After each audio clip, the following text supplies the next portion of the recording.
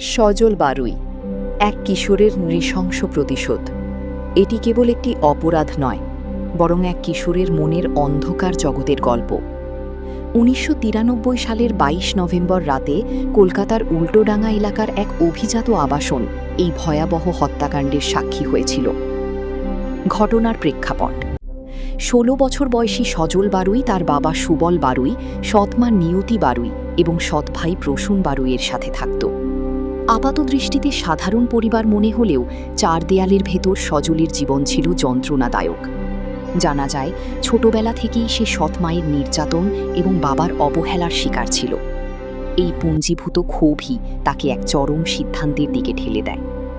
সেই অভিশপ্ত রাত। ২২ নভেম্বর গভীর রাতে সজল তার ৫ বন্ধুকে সাথে নিয়ে বাড়িতে ঢোকে। তারা সুপরিকল্পিতভাবে তার বাবা, মা ও ভাইকে হাত পা বেঁধে ফেলে। এরপর অত্যন্ত নৃশংসভাবে একে একে ৩ জনকে কুপিয়ে হত্যা করে। খুনের পর সজল এবং তার বন্ধুরা ঘর থেকে মূল্যবান জিনিসপত্র লুট করে এটি একটি সাধারণ ডাকাতি বলে চালানোর চেষ্টা করে। তদন্ত ও মোড় পরিবর্তন: পুলিশ যখন ঘটনাস্থলে পৌঁছায়, সজল কান্নাকাটি করে অভিনয় করছিল যে ডাকাতরা তার সামনেই তার পরিবারকে শেষ করে দিয়েছে।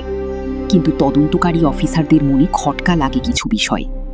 সজলের শরীরে কোনো আঘাতের চিহ্ন ছিল না। আলমারি ভাঙা হলেও খুনের ধরন ছিল অত্যন্ত ব্যক্তিগত আক্রোশের মতো।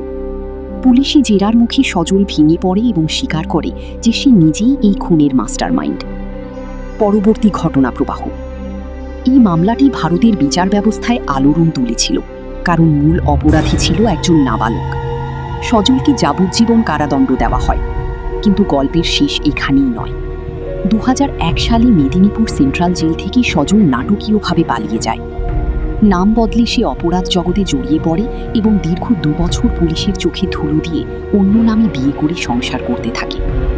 অবশেষে ২০০৩ সালে পুলিশ তাকে পুনরায় গ্রেপ্তার করতে সক্ষম হয়।